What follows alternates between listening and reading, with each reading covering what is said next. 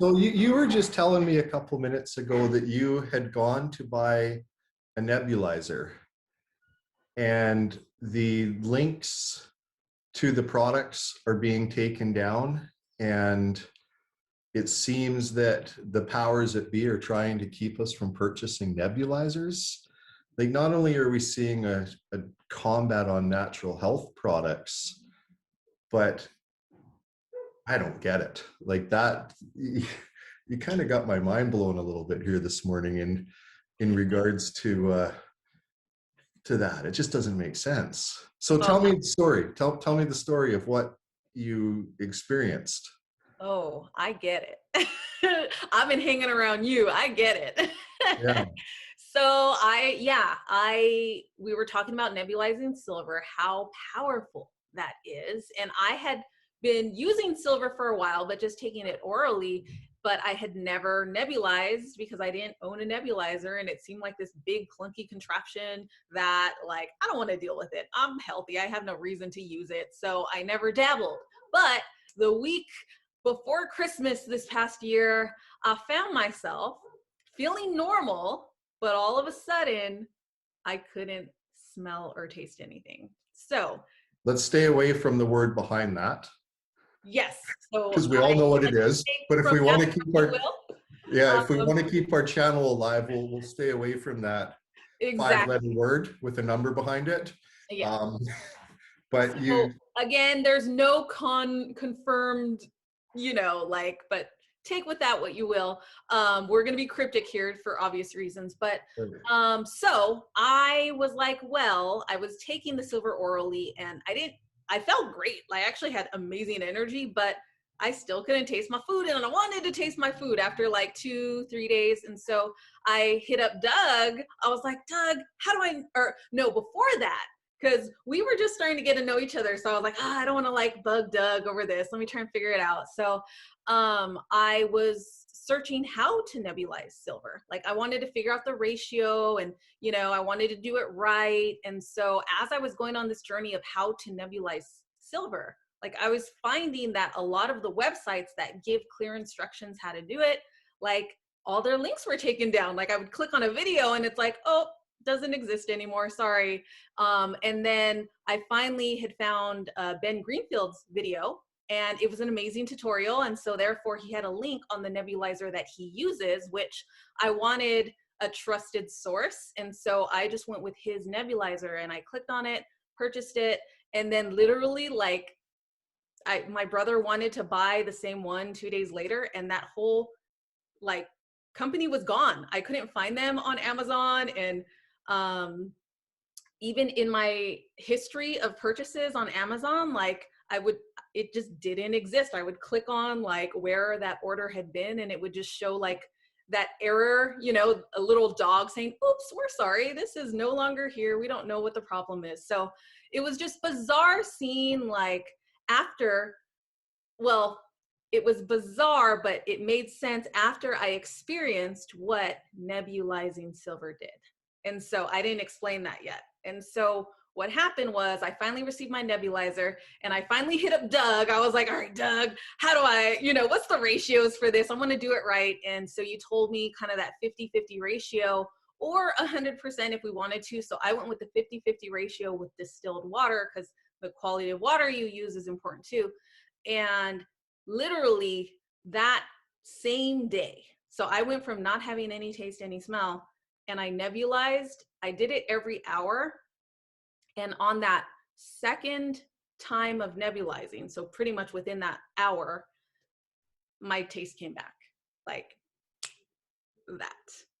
So that blew my mind. oh And yeah, that kind of made a little bit more sense as to why some of the stuff has gone missing. And there's like, it's hard to find and hard to understand. And stuff is getting shut down as a result. I don't know. So what do you think of this, Doug? Like, I'm newer into this, but it kind of blows my mind to experience something so powerful, yet so hidden. I've been seeing, because I do a lot of research online as I'm looking at natural products, natural product companies, how they do their marketing, what they're doing in their marketing, where they're basing their science on, the articles that they reference, you know, in what they say on their websites.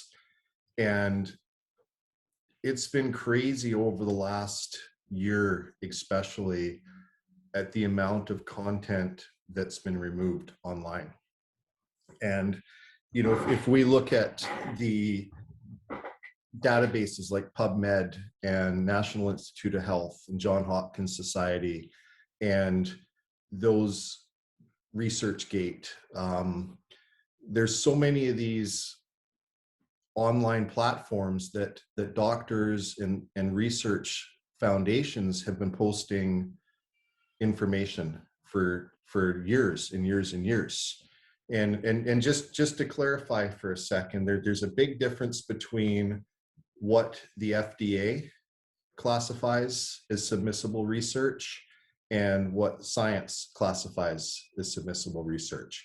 So for instance, because this is just good information for people to know.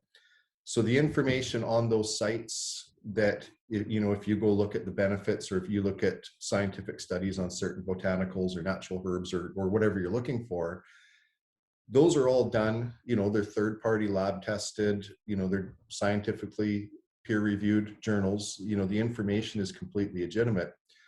But unless, if you're looking at referencing that for a health supplement, unless it's actually done through the FDA's way of doing things, that information actually isn't submissible into being used as a health product. So a lot of people that promote natural health product companies or natural health products will reference those findings in those studies, thinking that they're doing the right thing by linking it to a peer-reviewed journal.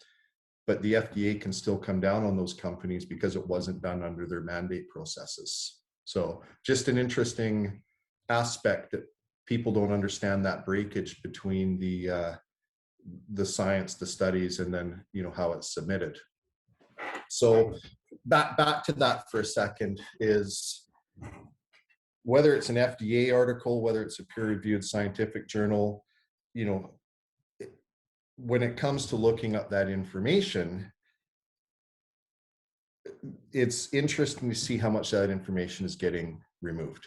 And I'm talking thousands and thousands of peer-reviewed medical journals that are just vanishing, right? And these journals, this research, you know, this has been happening in a proper scientific method for many years now, but now that it's kind of deteriorating from the quote unquote mandated message that we're all hearing, all of that information doesn't play with the narrative for today, so they're trying to make it go away. And it's just interesting how we are being played, let's say, with our health and wellness as to what a agenda is telling us we need to take, we need to do, we need to live by, which is what we were talking about in episodes past. It's all foreign chemicals. It's all the things that you and I, as we're trying to explore our natural wellness, are trying to understand and stay away from. Yeah, it's just so mind-blowing. Like, I'm so grateful to have this new lens on life and health, and this hunger to understand and to learn and to be aware of all the resources that God has given us on this earth, right? And so it's kept me at peace this entire time during the start of this whole pandemic. And I just see all the fear. I see it, I sense it in that other people have around this, and I understand why. So we don't want to dismiss the whole everything that's going on right now. There are people that are affected, but what kind of breaks my heart is the people that I see being affected are the ones that haven't been exposed or haven't been able to learn some of the things that we've come across, you know, and I just, it's on my heart for everybody to be able to know, like, how I was able to, you know, use this thing and get my smell back in an hour. You know, like I feel me sharing that, and when people share it in this way of kind of natural wellness, it gets swept under the rug or intentionally just kind of removed from the internet, which it's like, that's, where's the heart of that action, so yeah, I'm excited to just, dig deeper into all of this. So if y'all have any questions around this, especially a nebulizer, like, should we just go through some nebulizer discussion of like, what could it be used for? Like, you already heard it help me with my smell and taste. Like, what are some other things that the nebulizer would be beneficial for? Well, depending on what you're nebulizing, it's great for breaking down the biofilm on the lungs, the Okay. biofilms in the throats, in the nasal passages, and the mucus. Nebulizing has so many great benefits. You can nebulize structured water, you can nebulize certain essential oils. You want to double check before you nebulize anything for your own health, but there's certain essential oils, because the nice thing that a nebulizer does is it just breaks down the particles into a finer mist so that it's better absorbed and better used by the body, and it gets us into all of those small places that otherwise we wouldn't be able to get these rich botanicals into.